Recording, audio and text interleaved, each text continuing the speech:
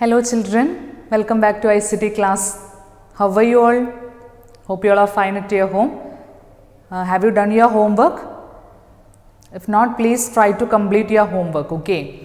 So this is our video class number 50 and this will be our last class of ICT. We are completing last chapter, 10th chapter by this class, okay? Inside a computer. So we'll discuss the remaining topics in chapter 10. So before starting today's class, let's see the slides to understand what we had discussed in our previous class session.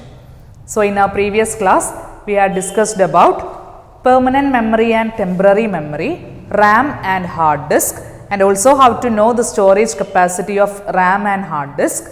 Then we had discussed about units of data storage, which is indicated as byte and bit. Then after that, last topic that we had discussed was motherboard, SMPS, bus and single system on chip. Okay, so these are the previous class activities that we had discussed. Hope you all remember all those activities. So in today's session, we are moving to the end part of chapter 10 and the remaining topics are major components of motherboard, then activities while the computer is turned on, and then last topic is green computing. After that, I will summarize this chapter. So before starting today's class session, let's see the learning objective behind today's class.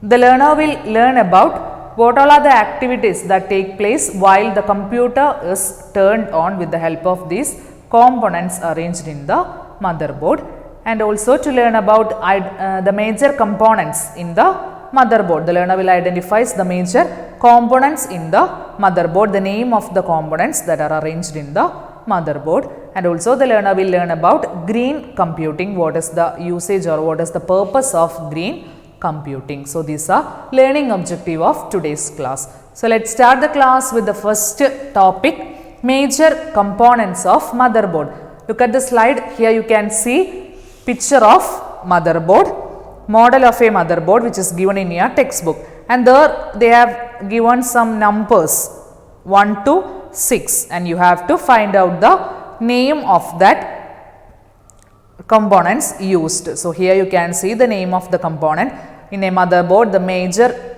components are processor socket is there, BIOS chip is there, then CMOS battery, then what PCI slot, memory slot, etc. So these are the major components of motherboard. You have to study the 6 components in by heart. Okay, so major components of a motherboard, that is what the activity 10.5 in your textbook. Identify the major components in the motherboard. Okay, so you have to study the name 6 major components in the motherboard. So that is what our first topic, but this components is not described detailedly in your textbook.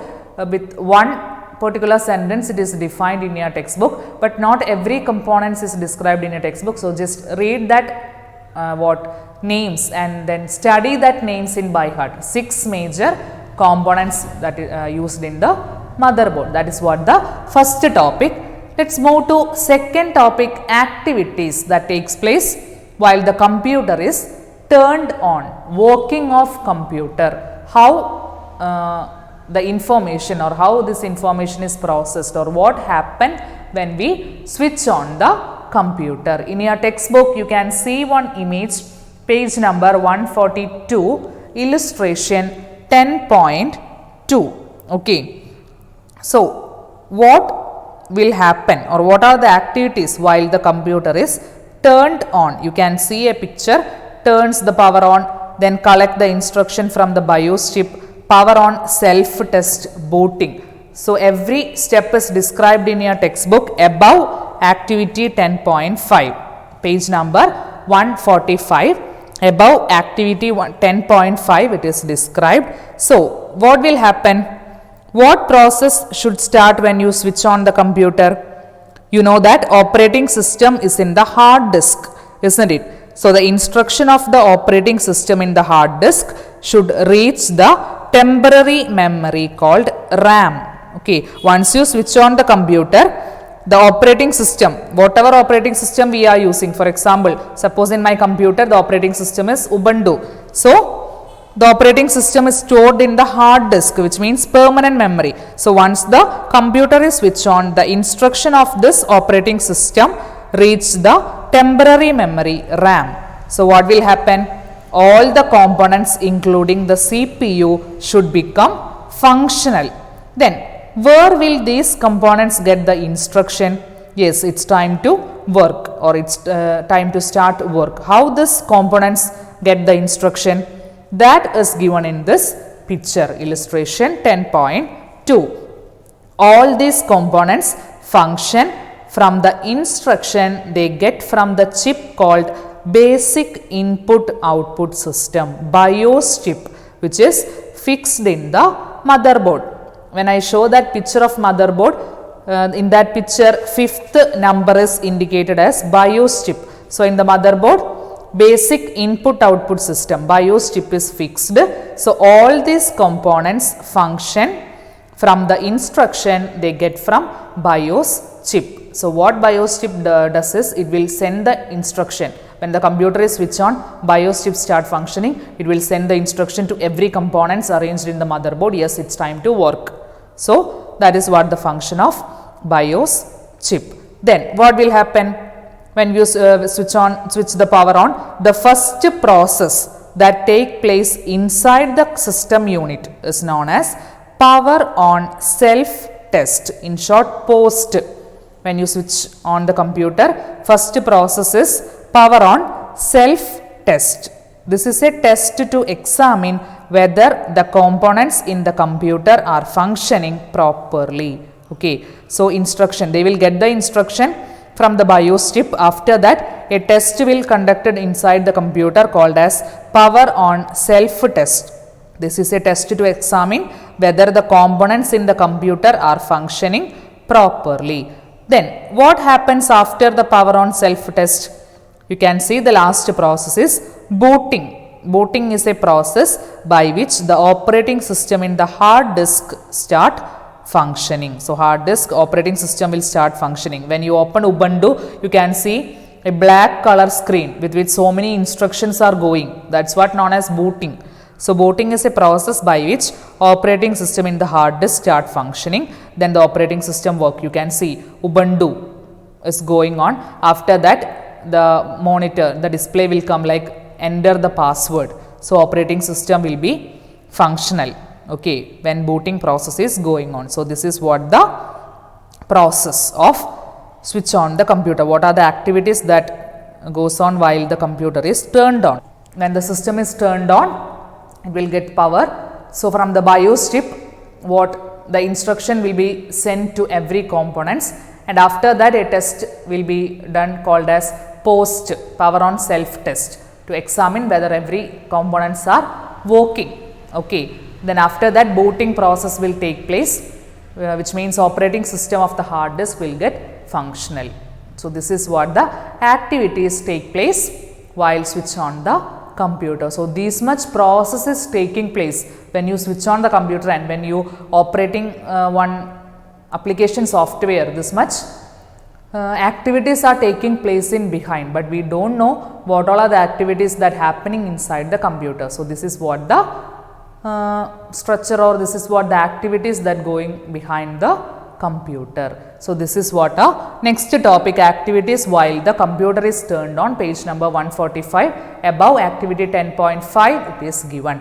And now we are moving to the last topic, green computing. So take your textbook, last topic, page number 146. Green computing is the environment friendly way of designing, manufacturing and using the electronic devices. It also includes the disposition of the materials and waste in an effective manner. We are using electronic device. Computer is an electronic device. So manufacturing that electronic device with economic friendly or environment friendly is known as green computing. Useless part of the computer, electronic devices such as phones have become a big cause of pollution. When we are putting the destroyed phone somewhere else, what will happen? It causes pollution. This known as electronic waste, e-waste. They affect living beings and also affect the environment hardly. So what we can do to promote green computing? What we can use or what we can do for promoting this green computing? 2 points are given in your textbook. One is shut down the computer and other electronic device after using in order to save the electricity. Then print on paper only when it is very essential. Otherwise avoid printing the paper.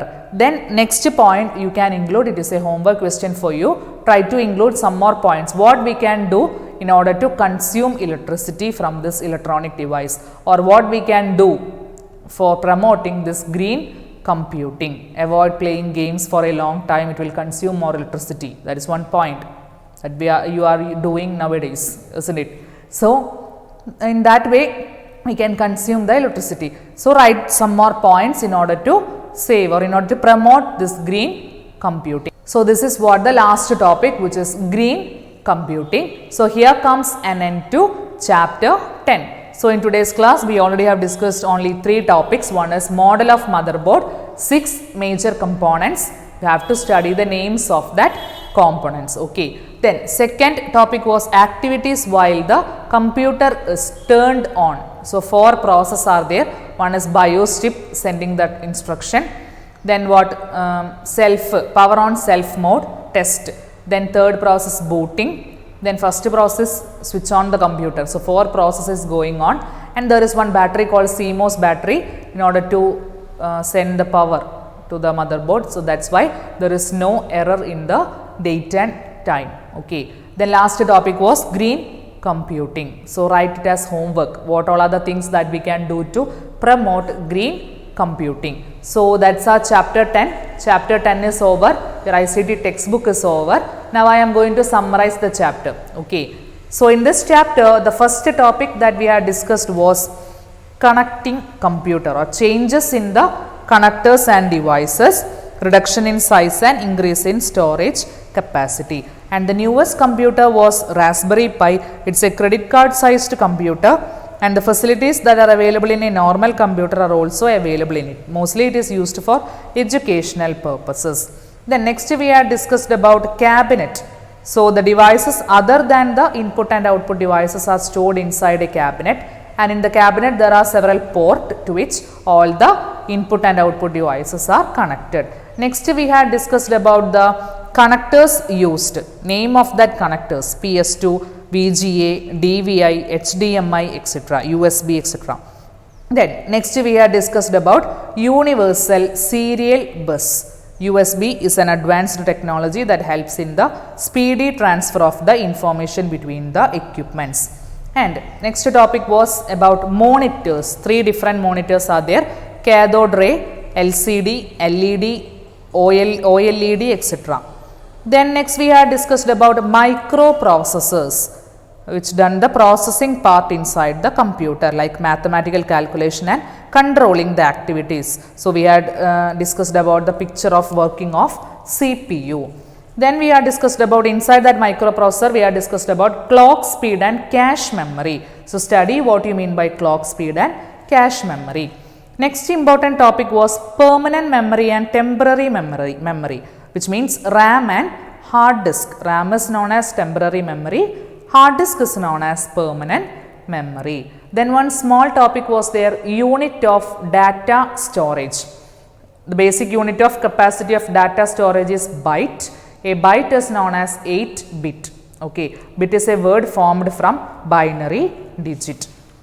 Next we had discussed about another devices in the computer: motherboard, SMPS, bus and SOC, system on chip. And the last topic which we have discussed in today's class was model of motherboard, major components. 6 components are there. So model of motherboard and the activities while the computer is turned on. 4 main processes going on when the computer is turned on. Then last topic was green computing. What are the things that we can do to promote green computing? So that's chapter 10. Hope you all understood each and every topics in chapter 10. So study well, mark or underline each and every point, because it's a theory oriented chapter. So you have to study each and every point from this chapter. I have mentioned what are the important topics in chapter 10. So, focus on that particular area.